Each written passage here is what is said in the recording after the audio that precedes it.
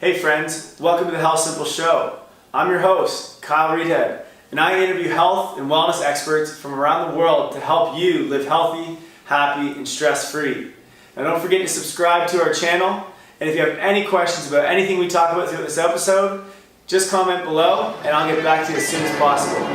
Enjoy the show.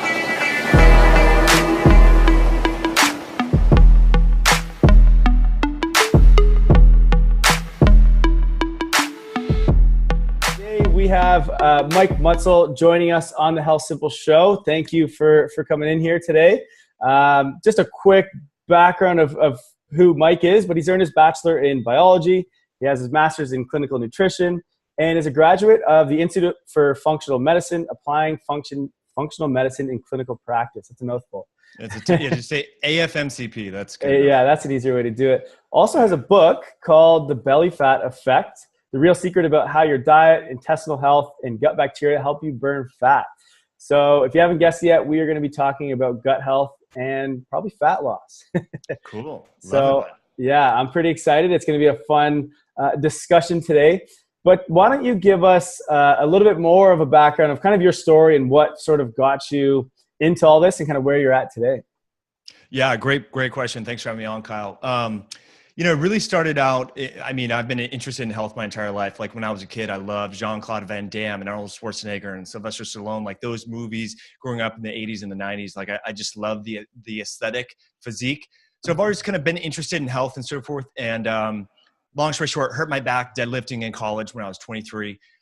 Couldn't really squat and deadlift like I like to. So was searching for exercises and kind of activities that I could do at a high intensity, and stumbled upon bike racing. My dad was really into road biking and got really competitive in bike racing, wanted to be a pro, kind of climbed the ladders quickly and became really fatigued, tired, depressed. This was my last year in college. The school doctor said, you just need to hop on an antidepressant. I'm like, I don't think that's a solution. So I started, as a biology, I was actually a pre-med undergrad, started diving into the research and realized there was this whole phenomenon of overtraining syndrome, HPA axis dysfunction that kind of gets mislabeled as adrenal fatigue nowadays. So realized that there was a little bit more to the story than what doctors were telling me, and ended up getting a consulting gig for a professional supplement company and was exposed to this whole field of functional medicine. And so instead of going into medicine, I got a master's degree in nutrition. And for the last 12 years, have been in that space. Now, started the podcast 4 years ago. Yeah. But that's kind of the long and backstory. But it started out with just realizing that, wow, doctors, they learn a vast array of knowledge in their training to become physicians.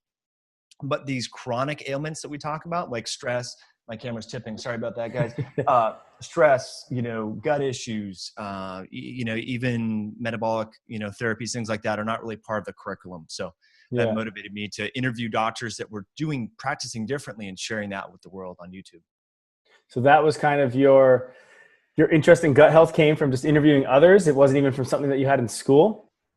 Yeah, that's a really good question. Well, it actually, so I was working in a physician's office, Gerard Guillory in Denver at the time. Okay. And I was seeing a lot of his metabolic syndrome, pre-diabetic, diabetic, overweight patients, and, helping them with lifestyle change, dietary change. And one of the medical assistants, my phone's tipping again, one of the medical assistants in the clinic, she was morbidly obese. She was, I got maybe 320 pounds, something along those lines. Ate a lot of junk food and all the staff meetings and stuff like that. She always had this big Mountain Dew and, sandwiches and just, junk. Anyway, she underwent gastric bypass surgery or bariatric surgery. And within weeks, she was down to like 140 pounds. She was like a new person. Her face was tight. She had a lot more confidence. And I thought, that is so crazy, because I love molecular biology and I was a cellular molecular biology kind of undergrad. I was like, I wonder what the mechanism of action for gastric bypass surgery is. Is it just dietary restriction, or is there more to the story going on?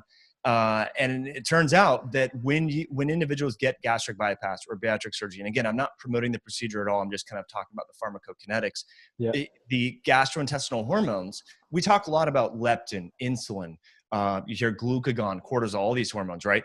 Well, these are hormones and molecules released from the adrenal glands or the pancreas. But it turns out that the small intestine itself actually releases a bunch of hormones. They're called incretin hormones. And these hormones become desensitized when we eat junk food. When we eat food and we're driving in our car, we're on the subway, or we're looking at Instagram while we're eating, we're mindlessly eating, those hormones are not being turned on like they should be when we're eating with people we care about. We're putting down our fork, we're chewing between bites and so forth. So those hormones become desensitized, and that precedes insulin resistance. So it's kind of this, in functional medicine, we talk about like root cause resolution and upstream events. So the hormones stop secreting essentially, and then we get insulin resistance, we get glucagon resistance, we get leptin resistance. So that, anyway, so seeing that medical assistant lose all that weight, I dove into the medical literature and figured out that, wow, gastric bypass surgery is the mechanism of actions by which it causes literally reversal of type 2 diabetes. Full-blown insulin-dependent diabetics, when they undergo bariatric surgery, they no longer need insulin 12 hours after the procedure. There's no drug in the world right? Isn't that crazy? That's fast. That's fast, right? And they're not even eating any food. And so that's how powerful it is, because the way that the procedure works, it dramatically kind of turns the dimmer switch up on these gastric hormones. Again, the incretin hormones.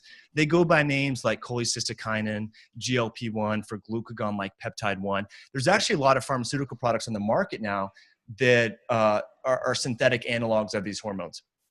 So I thought, okay, well, that's how gastric bypass surgery, that's one of the main mechanisms of actions. And gastric bypass surgery also changes the gut microbiome in a positive way. Yeah. So that let's say we eat 1,000 calories, okay? And then we have an overweight, morbidly obese person or insulin resistant person that has 1,000 calorie meal. They might absorb more calories from that meal, because we're not 100% efficient as human beings, right? We have to digest this stuff. We have to absorb it, the food that we eat. And it turns out that the microbiome of overweight people, they're really good at extracting energy from the food that they eat. And so when individuals get this gastric bypass surgery procedure, their microbiome changes in such a way so as to reduce kind of the efficiency of harvesting energy from the food. And so that's another way. So I thought, okay, and sorry guys, I'm just adjusting my camera so it stops sliding, hopefully. So I figured, okay, so now we know the mechanism. I thought, what are the natural ways that we could mitigate and kind of, mirror the pharmacology of this very medically expensive, invasive, and pretty much irreversible procedure known as gastric bypass. And it turns out things like just being mindful when you eat, chewing your food increases these gut hormones. Fasting does, exercise does, there's a lot of different modalities, phytochemicals like rosemary, garlic, ginger, blueberry polyphenols, all those compounds increase these gut hormones. So when I figured that out, I was pretty excited about it, and then just felt compelled to write the book. Well, and the gut is just such an interesting topic because it's relatively new. I mean, it has been researched for a while, but I mean, thinking of the gut microbiome is kind of a word that's just become so popular just in the past, few years. So let's take a quick step back. Why don't you just explain what the gut microbiome is for all the listeners? Yeah, really good question. So it's this recently discovered organ in a sense. So, a lot of doctors, a lot of healthcare practitioners, a lot of registered dietitians that have been through school, maybe, they graduated 5 years ago, have not heard about this in their traditional training. But, it turns out that, the number of cells in our body, varies, based upon estimates around 10 trillion cells or something like that. There's estimated between 10 and 30 trillion microbiome cells, the little individual bacteria. They give our body about 5,000 different metabolic functions. So without our gut microbes, I mean, they're really helping to educate our immune system. They're helping us break down the food that we eat. They're involved in a lot of different metabolic pathways. They can make hormones and paracrine molecules and everything along those lines. So they're doing a lot of different things. And which is all good so long as we do have a healthy microbiome, right? If we were not born through our mother's vagina, if we were born via C-section, if we weren't breastfed, if we were given, food too early, like say at 6 months, we were given solid food, for example, if we were exposed to antibiotics, glyphosate in the food that we eat, all these different things have a small little hit. And it's not that you're totally screwed, for example, if you were born via C-section, or you're hosed if you weren't breastfed. There's still light at the end of the tunnel, but it just means that your food preferences might be a little bit different. Maybe you can't tolerate broccoli, onions, and all these polyphenolic compounds. You might be more susceptible to small intestinal bacteria overgrowth and all those things. So Yeah, our microbiome is participate. Like, for example, one of the most metabolically active organs in our body is our liver. Our liver has like, I think it's estimated like 5,100 metabolic functions. Our microbiome has like 5,300 metabolic functions. So it's doing a lot of different things. Again, from xenobiotic metabolism, things that we're exposed to in our environment, our microbiome helps to detox that. There's a million different things. So it's doing a lot of cool stuff, which is great. But the downside is, I mean, this is kind of catch 22 of the entire alimentary canal from mouth to anus, is it's only one cell thick so that we can absorb things yet keep enough bad stuff out, right? So that's kind of the thing where when we think about, I'm pitching my skin right now, that's 7 layers, right? So your gut lining is 1/7 of just pinching your skin, which is crazy to think about. So that's how permeable it is, and which is great. If it was any thicker than that, we probably would be malnourished and wouldn't have evolved to be these great, thinking creatures that we are today, right? But at the same time, when we have excessive alcohol, when we're exposed to medications, things in our environment, well, guess what? That layer can become damaged, and so we start absorbing pro-inflammatory bacteria, either whole bacteria or fragments, and that can light up the immune system. That creates the headaches, the fatigue, the obesity, the insulin resistance. And so a big theme in the book we talk about is metabolic endotoxemia. And this can occur just from imbalanced bacteria, or it can also occur by disruptions in that little 1-layer thick barrier. Okay. And so this is common. So we see elevated levels of gram-negative bacterial fragments called lipopolysaccharide or endotoxin.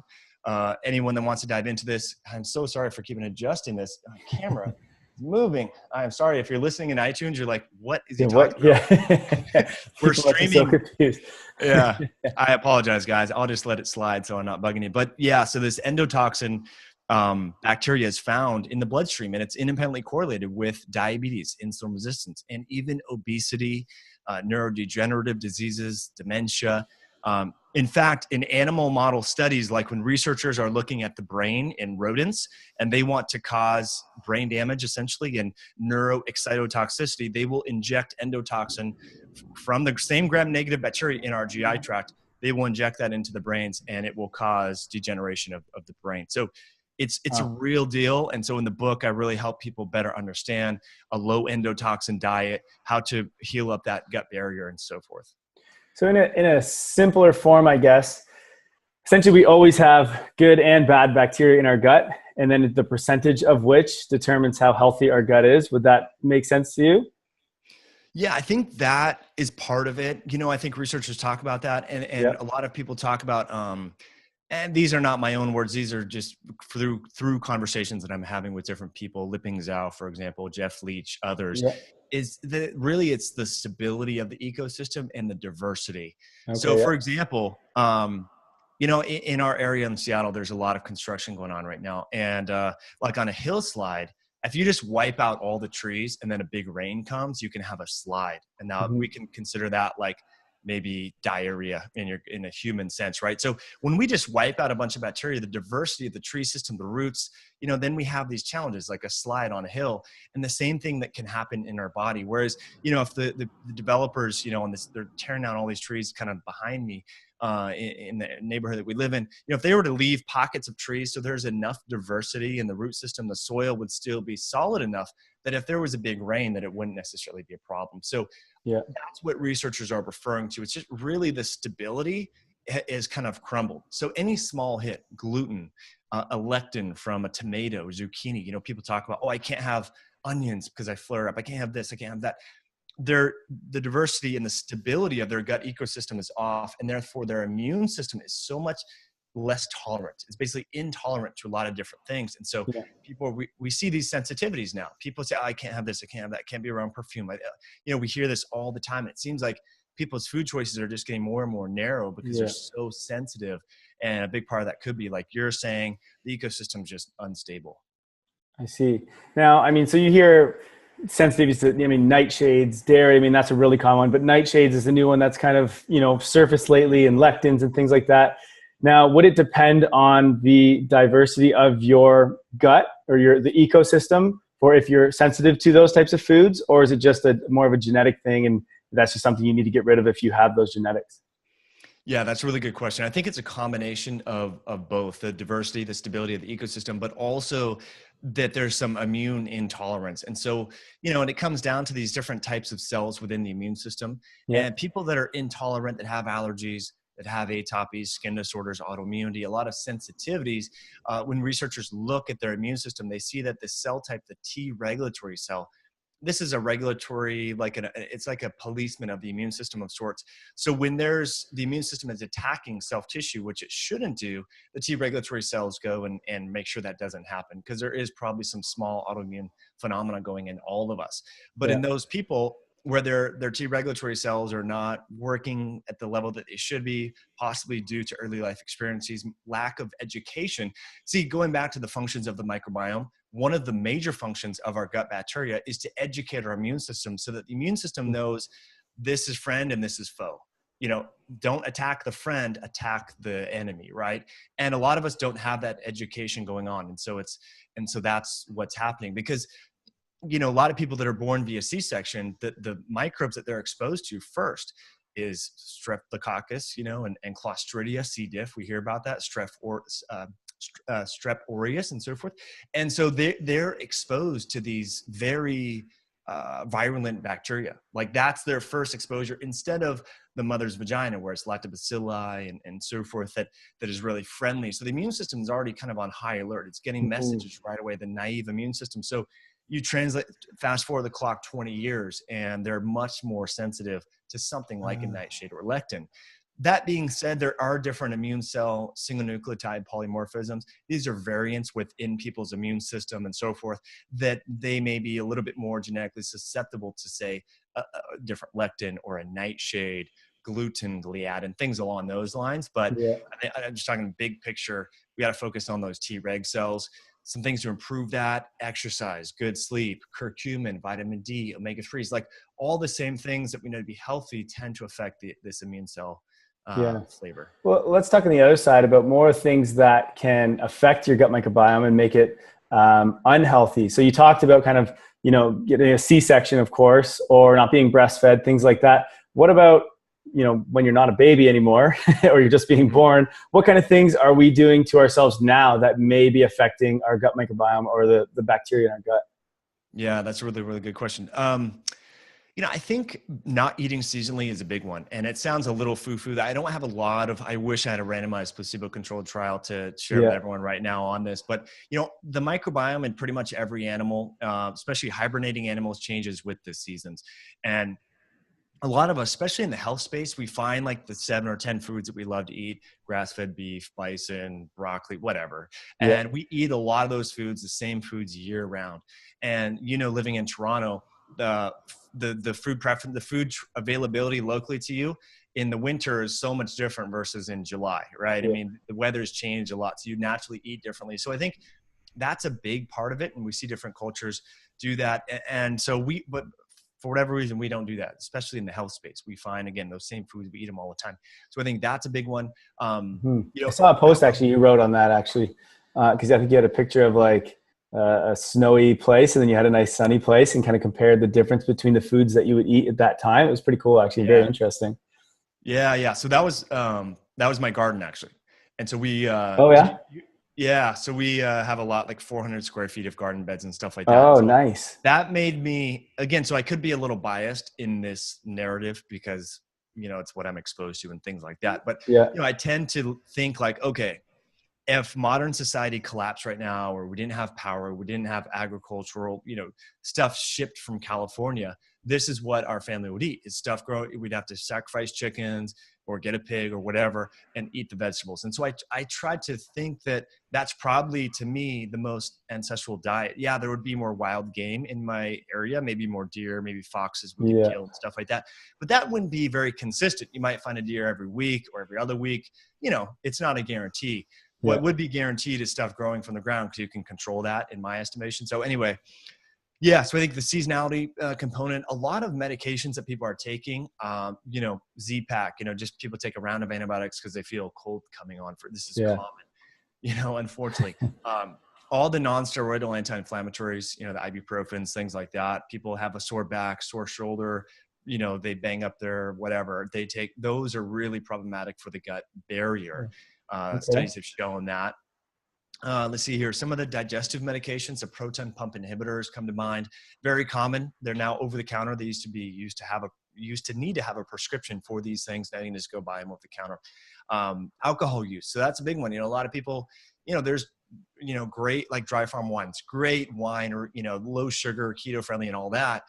So people hear that and then they think, well, I can have a bottle, or I can have just, and researchers at University of Massachusetts, I think. Anyway, they had these college students go to the lab and just take shots of vodka, like one every 20 minutes. Nice. It's crazy. Imagine if you're a college yeah, kid, you're like, hey, sure, I'll do that study. We're going to give you vodka and take your blood. And you're like, all right, I'll do it. Anyway, so blood alcohol level correlated with blood endotoxin. And so what that means is that when you start feeling buzzed, gram-negative bacteria are coming into your body. And what's so interesting and fascinating about this is, we see these hangover remedies sometimes in gas stations or whatever. And they're electrolyte based and whatever. There's really no science on that. But what they showed was, a hangover is really caused by TNF alpha, a pro-inflammatory signaling cytokine that is the result of this gram-negative bacterial fragment coming into our body. So it really kind of changed my perspective to realize that, wow, a hangover is inflammatory mediated. Yeah. And so when you're feeling tired, lethargic, you can't think properly, it's that same feeling like when you get a cold, like your brain doesn't work, just like when you're sick. That's inflammatory induced. And so that really changed my drinking habits when I read that study. Not that I've always been a binge drinker, but sometimes I would kick back 3 glasses of wine, get a little buzz and this, and I realized that, wow, that's really causing neuroinflammation. And that's not a good thing. Now, are they seeing, no, not at all. Are they seeing that if you're having just 1, maybe 2 glasses of wine a night? Because you read all this stuff about, a glass of wine is okay, it's good for you, that kind of stuff. I always try to debate that because they say because the resveratrol in the wine, but the amount of wine you have to drink to get enough resveratrol for the benefits is insane. So would you see, I don't know if there's any studies on it, but would they still see the same elevation in 1 glass, let's say? Well, yeah, that's a good question. So correlated with blood alcohol. So it was when blood alcohol level got over, I want to say, is it 0.14, 0.1, something like that. I'd have to actually go back and look at the study. So it was where people were starting to feel kind of buzzed. So if you're sipping on wine slowly, you're not pounding it, then that would be different. Now, this was, again, pure vodka wine, potentially due to the resveratrol and the other polyphenolic and tannin compounds in wine, maybe would mitigate some of that bacterial fragment coming in. So maybe it wouldn't be so problematic, but yeah, I think it's kind of interesting. So it is too. What about pesticides? This is obviously a big topic. A lot of people are starting to go organic, which is awesome. How much is that actually affecting our gut microbiome? Yeah, I think it depends who you talk to. It's not like there's a lot of research out there on this in humans, unfortunately. There's some research on organophosphate pesticides that are sprayed and how those are problematic and some of those different things. But, if you talk to Stephanie Seneff, I've had her on my show before. She's great. She does work at MIT. She'll tell you that glyphosate is the main reason that all these people are now having autism and autoimmunity and cancer and other things. So, we do know that it's not necessarily maybe that glyphosate is the problem, but the other surfactants in a product like Roundup or some such other product that allow the glyphosate material to penetrate the plant cell wall. So that's a little different. Like humans have cell membranes, plants have cell walls. So you need to kind of penetrate that. And they have these different surfactant emulsifier type compounds to get the stuff in there. And it turns out that can puncture our GI tract as well. So maybe it's not just the Roundup, it's other stuff in there, or sorry, not just the glyphosate, other chemicals in there that are puncturing. So I think that's a big one. And unfortunately, it's getting into our water supply. It's getting into our air. So yeah, eating organic is great, but just because you're eating organic, it doesn't mean necessarily that it's pesticide free. It's just, there's a certain pesticides that can be used. And so, once I figured that out, I realized the only way to surmount this is to grow my own. So we don't eat 100% of food stuff grown from our house, but for majority of the year, majority of our food is homegrown. So I think that's kind of the next level if people want to take it there and have the means to do so. See, I'm in Toronto, right downtown, so I don't have any room to grow anything. I had a basil plant that I grew in my backyard but I'm in kind of a shared kind of condo, old building. So we have a bit of a shared backyard with like a barbecue and stuff. And I think my basil plant lasted about 5 or 6 days, and someone came by and stole it. So Oh, that's all I get from my own veggies and spices and that.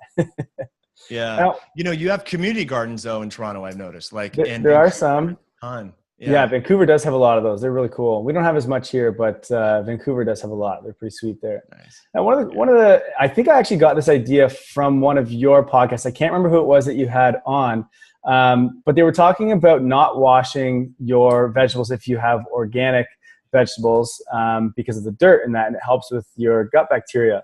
Can you talk about that a little bit? Is this true? What are your thoughts on it? Yeah, I think there's some, I think it might've been Mark Davis. This was probably an older one. He's a naturopathic doctor in Portland. Yeah, I think there's a lot of, different soil microorganisms that are beneficial. I mean, one of the hottest probiotics on the market is the soil-based probiotic product, which, to be totally honest, there's not a lot of human research on that. So I'm not a huge promoter of that particular product. Yeah. Nothing wrong necessarily, but the bacillus-based bacteria, the quote unquote soil-based organisms, that is actually where we get a lot of our antibiotics from, so it's not like these things are totally benign. Yeah. But when your food is coming from the soil, part of the health benefits is obviously some of that lateral transfer of microbes from the soil and so forth. And that's why I also, not to change the topic, but that's why I think hunting is so good too. If people have the ability to do so, that's another way that we get diversity from the animals that we kill. Because if you look at hunter-gatherer people, they're killing these animals, harvesting them with their hands. They go touch the spouses, the children. There's a lot of transfer of microbes. And so Jeff Leach has actually studied individuals in Tanzania and has found that, like, when individuals, they kill a gazelle, the tribal men, or a zebra or whatever, they literally eat the stomach contents raw with their hands. They strip out the poop pellets and eat it. And that's just giving them, they have these crazy diverse microbiomes. They don't have these chronic diseases that we know of. They don't have allergies or anything. So they kill this animal, they bring it back, and they go kiss their spouse, they touch their kids. So there's all this microbe transfer. And we eat paleo, and we go to the store, we buy this meat wrapped in cellophane. I'm guilty of it too. I do this, but so that was kind of my qualm with this whole carnivorous diet movement, is like, yes, eating just the flesh is one element, but you're kind of missing that whole other big piece if we want to kind of piggyback off that data. So I think that's kind of interesting. Yeah, that is very interesting, actually. Okay, so let's go. I kind of want to go into the side of fat loss, and I just want you to explain how the gut, just wrap our heads around this, but how does the gut play a role in losing fat? Yeah. Well, I mean, it's very interesting. So we think about fat being problematic, like, oh, it's this bad stuff I want to get rid of. But, why would our bodies put this stuff on, right? I mean, yeah, some people will say that, there's the strength and conditioning people will say, oh, it's just a matter of energy in, energy out. The reason why people get fat is because they're eating more calories than they're expending and so forth. And that is partially true. But if you look, I mean, I've worked with overweight people. There's some people that are eating 1,200, 1,400 calories per day. They're not eating, I eat way more than that. And I have like 11% body fat, right? So that's actually what triggered me to write the book, Belly Fat Again. So time after time, I would meet these overweight people, bellies out to here. And they're like, yeah, I have cottage cheese, half an apple.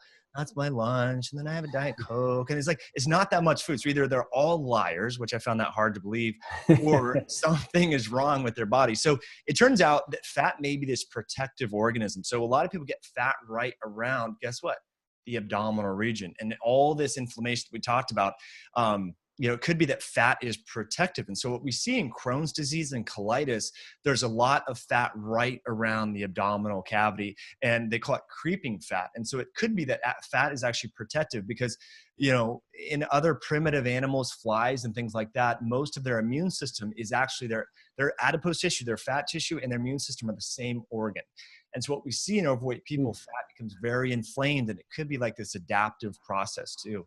And also we know that fat is a way for the body to sequester and kind of buffer all the endocrine disrupting chemicals that we're exposed to, the dioxins, the persistent organic pollutants, the flame retardants that are in our beds, the perfumes that are in a lot of our cosmetics and things like that.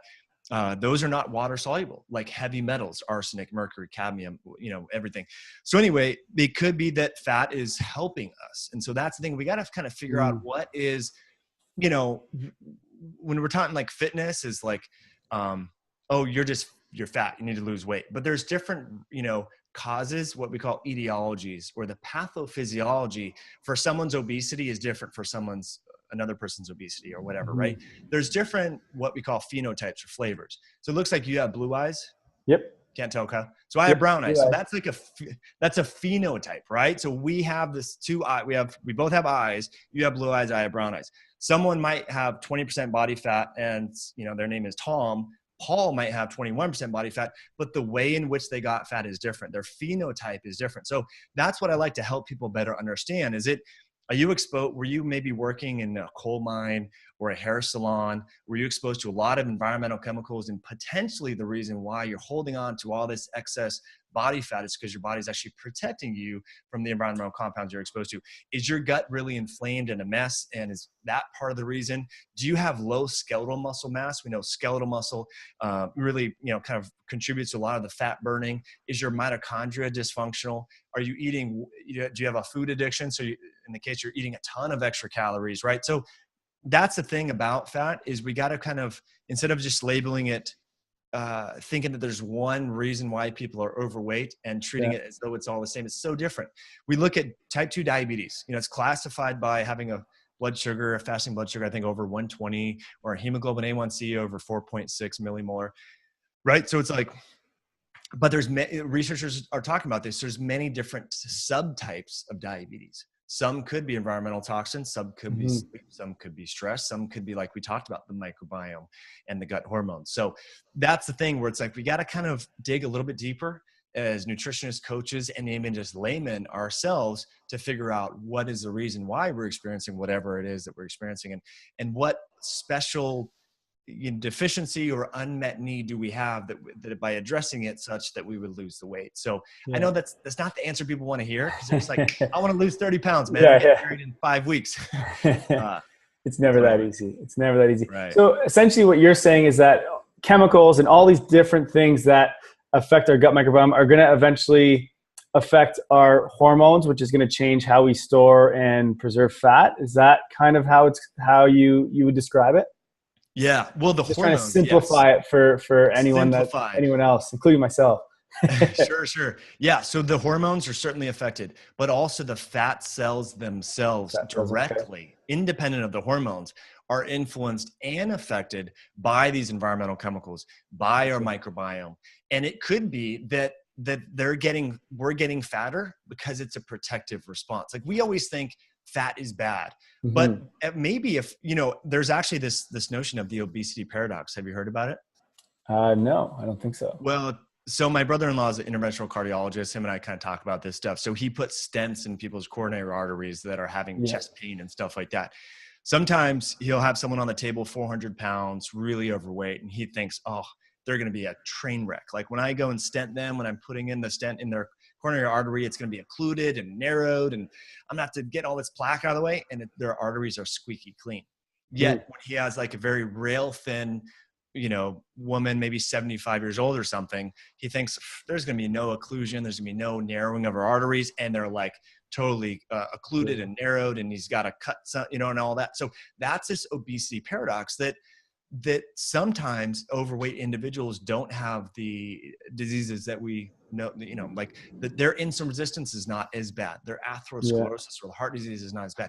So anyway, so basically what I'm trying to say is, we got to personalize and individualize this. Yes, the hormones play a major role. Yes, the microbiome plays a major role. But again, these fat cells themselves, just like the microbiome is an organ, adipocytes, fat cells are their own organ system, and they're constantly responding, and they behave based in a way to protect the whole organism. And if there's an influx of environmental chemicals, they're going to proliferate, right? So that they can sequester that from the rest of the body. If there's a lot of inflammation and bacterial fragments coming in from our intestines, they're going to proliferate to help to sequester that. So it's almost like it has a mind of its own. I mean, it does, fat cell biology is super fascinating. It is. And so one of the other things too is I know stress, and even actually your mind plays a huge role on your gut, and then also on fat storage. Can you talk about kind of that, I mean, essentially if you have negative thoughts, is that going to affect your gut? Is that going to affect your fat cells? Because that's kind of what I've seen. Can you talk about that a little bit? Yeah, that's amazing. Well, I think we can go down the woo-woo path for sure on that Yeah. one. And a lot of people are going to be like, there's no research on that. But, I would challenge them to, if someone doubts this whole field of psychoneuroimmunology, Hmm. and you can go as far as psychoneuroimmunology endocrinology. So it's called PNI or PNEI. And this field emerged, I think, in 2004. I think it's Joseph Goldstein. I could be wrong on the name of one of the researchers, but there's a lot of research on that. So yeah, negative thought patterns. I suck. I lack confidence. No one will love me. All that sort of stuff. I mean, we've all been around people like that, and we don't like how we feel, because as humans, Yeah. we're not only sending energy, but we're receiving it as well. And so that's kind of a big thing. And so if we're thinking about this, not only is that from a biochemical level within our brain and how our brain communicates via our nervous system to our immune system to our endocrine system. So there's that part of it. But even if we do think, oh, I suck, I'm not good enough, I'm not worthy enough, that affects our day-to-day decisions, because we think, well, no one's going to care if I'm overweight. No one loves me anyway. I'm going to drink 3 beers tonight or 6 beers tonight. Who gives a shit? I'm going to go hang out. Sorry for swearing. All right. Who cares, right? I'm going to go drink wine. I'm going to go smoke weed. I'm going to do all this stuff because no one cares about me anyway. I'm unlovable. But if we flip the switch and we say, yeah, I have a purpose on this planet. I'm here to help other people, serve other people in my business as a parent, a teacher, a spouse. I want to be the best spouse I can be, right? Then that affects our decision making. We want to exercise. We want to eat healthier. We want to be around to serve those other people in our community and in our world.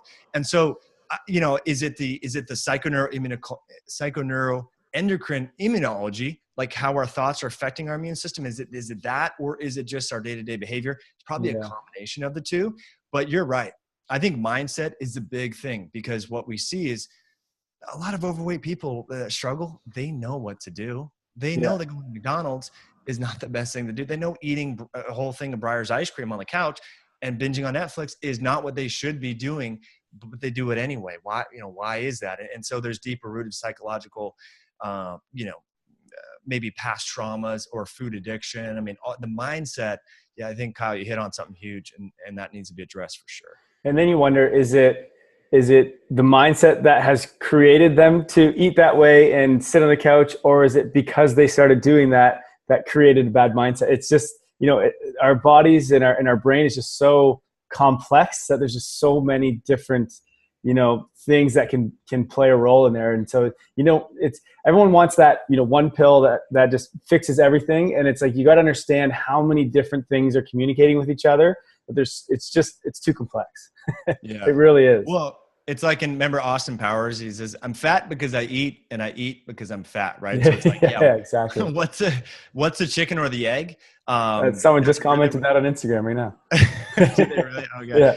I remember that. And it's funny. I mean, sometimes I think about, to be honest, that's why I exercise. I love cookies and ice cream and all this crap food. I mean, if it was in my house, and when it is in my house, not that we buy like chips, made in coconut oil, Jackson's natural, but I eat the whole damn bag in one sitting, right? So I don't buy it. And then I work out. So I have a little buffer in there, but I've been overweight before in college. My first year in college, I was partying all the time, going to fast food. I ballooned up. I mean, I was still lifting weights, but I weighed 235 pounds.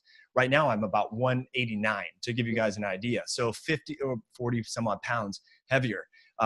So yeah, I think part of it. But the cool thing, the flip side is, people don't have to totally ditch all the ice cream or the binge eating or whatever. They just do one small thing, like walk after you eat the ice cream. And then it's just like a snowball rolling downhill. Yeah. It's these small little things. It's not like you're going to change 527 habits all overnight. Just one little thing. And that creates a little bit more momentum, and just like a snowball getting bigger and bigger. And then pretty soon you're not going to want to have the binging or on the couch watching Netflix, because you want to get up to exercise. And when you do that, you have no energy to exercise. And I think that's part of it. And then creating more social connections that reinforce those habits. And that's why I think people that do CrossFit, they're so ripped, because it's a big group setting and they have the accountability of all the different people in their classes. And so they're like, I'm going to come back, I'm going to be stronger, I'm going to be more fit. And so I think a lot of people try to do this on their own. They hire a trainer, so they have a little accountability, but they don't have any friends involved in fitness or whatever. And so they just they fall off the wagon more quick. Yeah. And if you don't enjoy exercising or try to learn to actually enjoy it, then it's like, if you're going in and you're stressed out going to the gym because you don't want to be there, it's not doing any good for you pretty much. Yeah. So that's why the mindset kind of plays such a big role. Now, one of the questions, because I know anyone listening, we've been talking all about the gut and talking about fat loss, but we've talked about how to screw up the gut for the most part. So I want to go to the other side of it. And you talked about diversity in what you're eating, but other than that, what are some of the other most important ways, or your top ways to sort of fix your gut for fat loss? Yeah, it's a great question. Well, someone did have a question on fecal microbiota transplantation, FMT, I think, on there on Instagram. So I think that can be a solution for some people.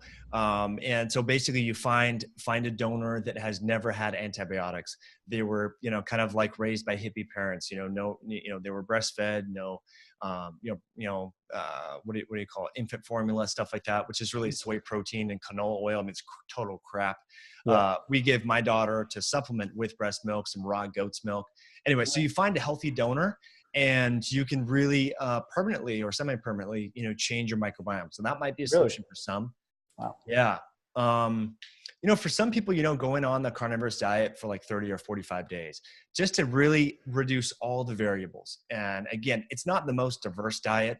That's why long-term, I'm not totally confident that it can be successful. But in the short run, sometimes you just need to hit the reset button on your immune system and see if that will help. So we've seen some really good changes with that.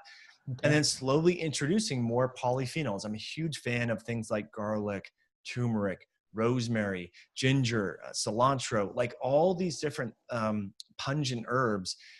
They're actually mildly toxic to our own bodies, but that mild toxicity is just like a HIIT workout. Like it sucks while you're doing it, but afterwards it makes your body stronger. So it's called hormesis. So these compounds have a mild hormetic response, and they cause our cells to be stronger, and they affect our mitochondria and all that, and our gut diversity. So that's one of the things that I like to tell people about. What else?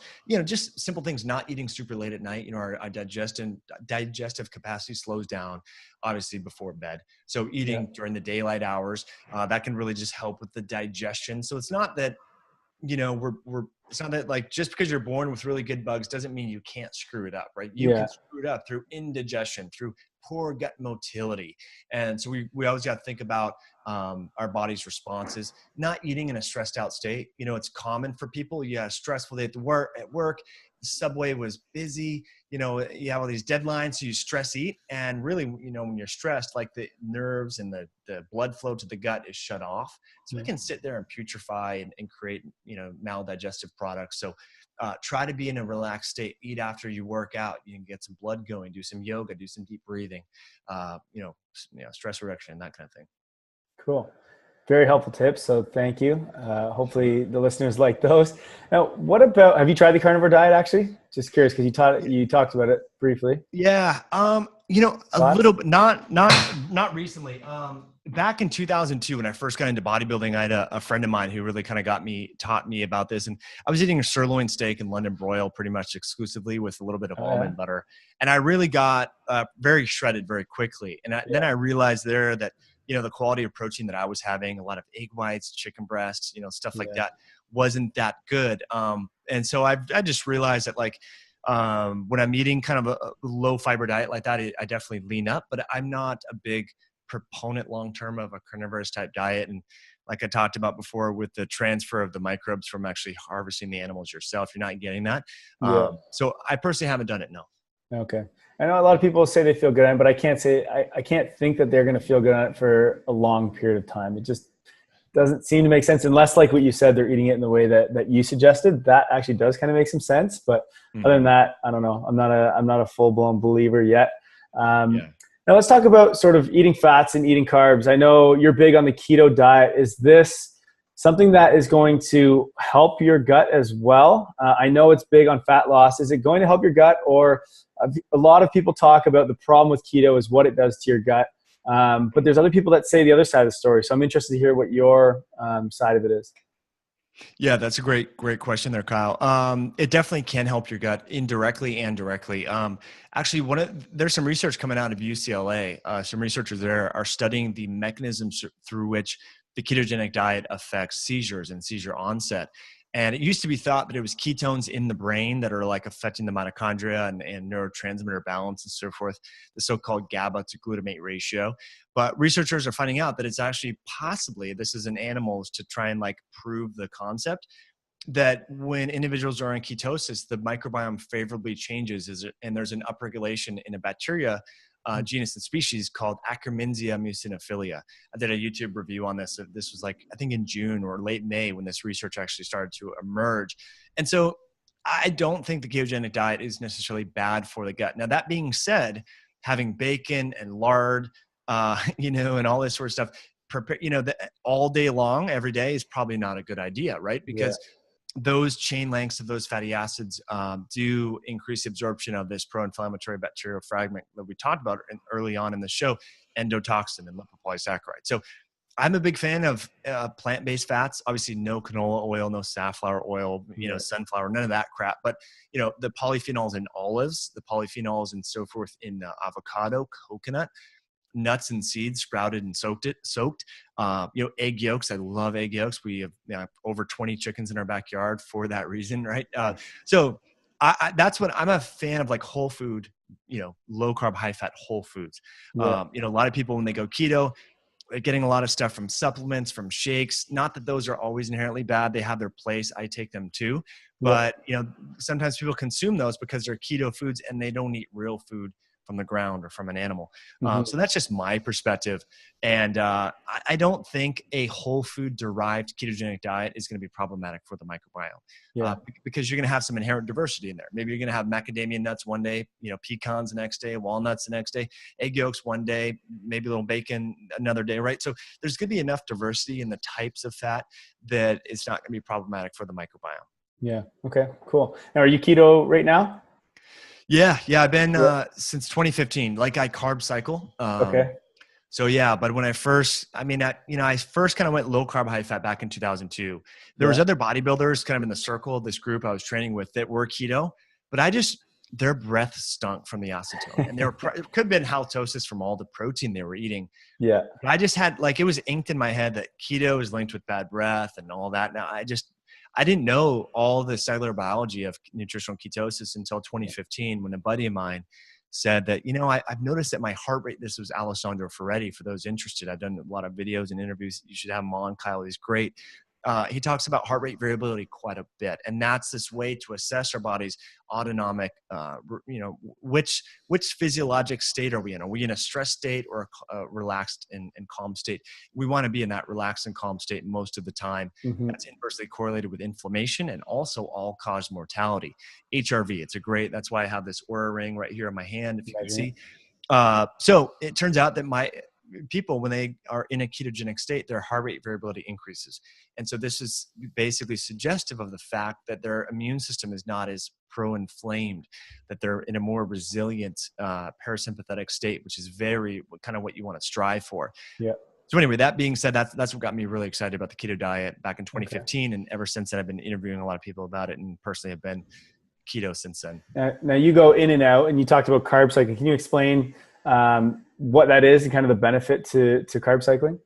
Yeah, great questions. So really, there's no real magic to it. A lot of people want to tell me the grams per kilogram body weight of carbs I need to have and all this sort of stuff. And it's just like, look, if you're physically active and you're going to be demanding your body, it's just like, if I'm going to go on a road trip, I'm going to fill up my car with gas. If I'm not driving around, if I'm just driving to the gym and back, do I need to always have a full gas tank? Probably not. Right. And so that's the same thing when it comes to keto.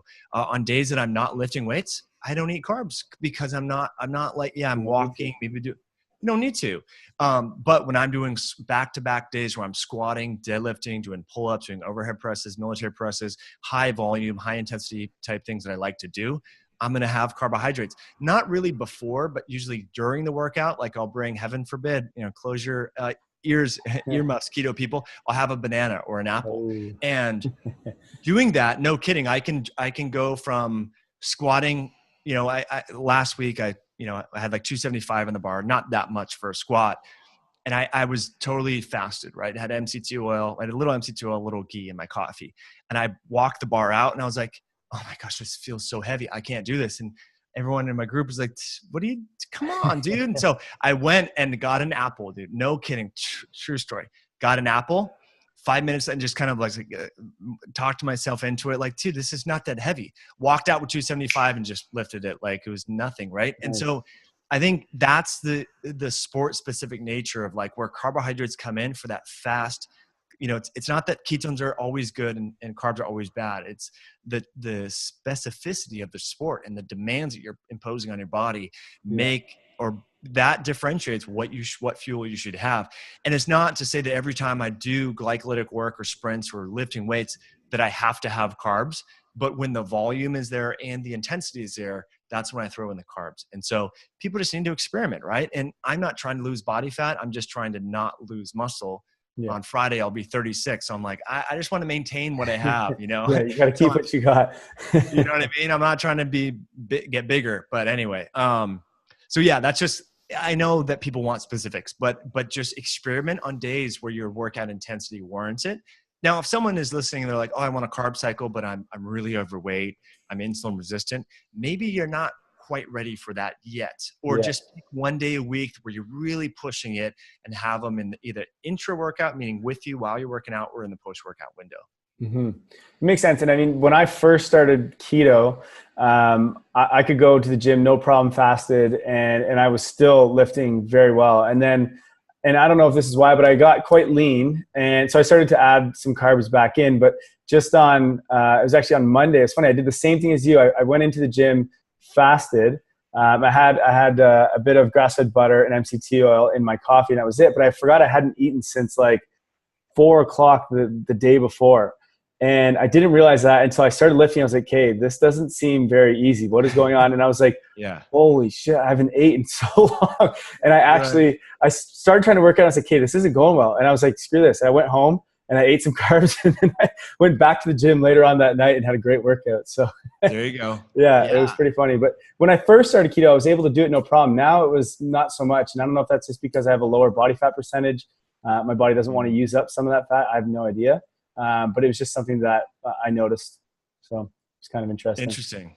Yeah, no, that's a great point. A great point, Kyle. Yeah. So again, if you were being so dogmatic and fixated on I have to be keto, you would have probably just tried to push it through and had a crappy workout. But we know that having a good workout creates those adaptations that help us long after the exercise is done. Mm-hmm. And so that's the whole thing. I always say, make sure just eat whatever you need to eat to have a great workout, because that's where you're really going to get the benefits.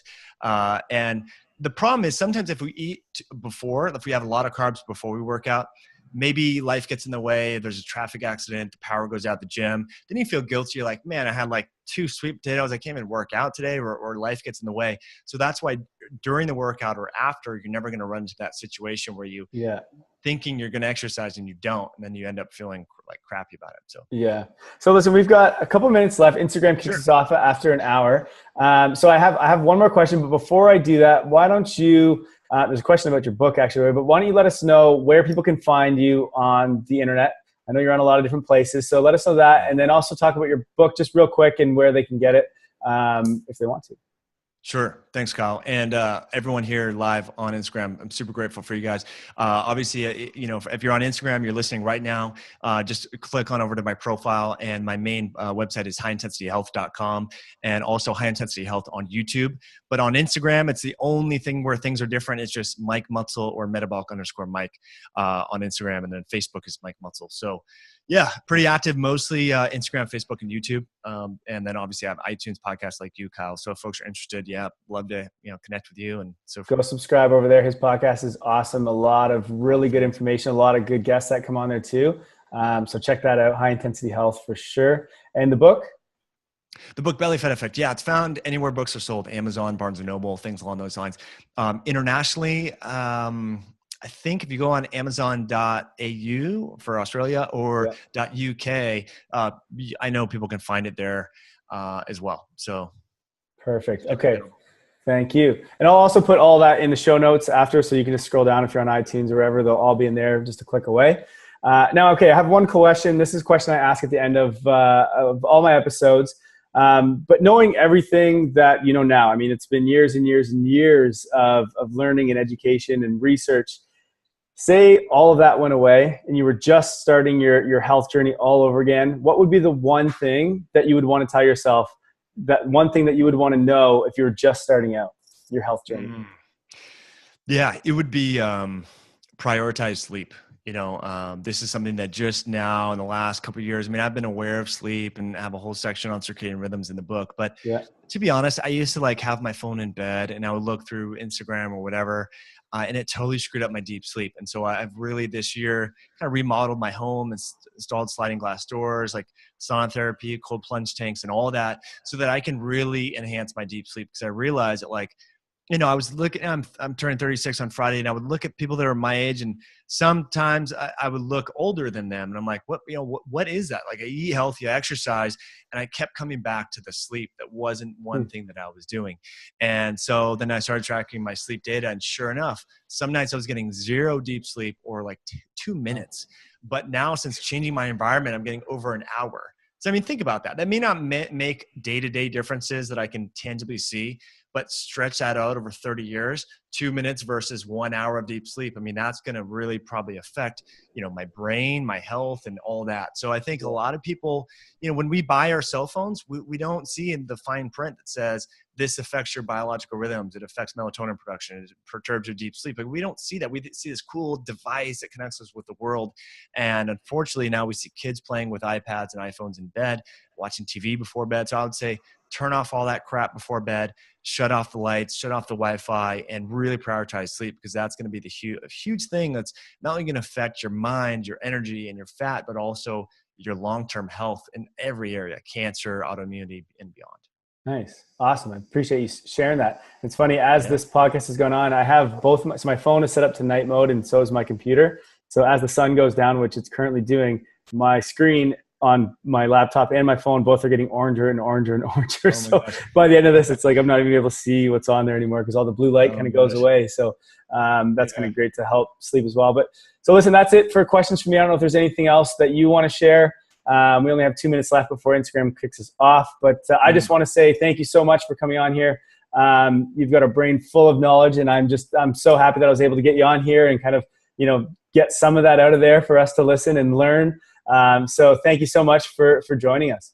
Yeah, my pleasure, buddy. Really appreciate the opportunity. Thanks for all of y'all tuning in right now or watching the replay. Super grateful that you tuned in, and appreciate you, Kyle. This is great. Awesome, Mike. All right. Well, thank you so much. We're going to log off Instagram here.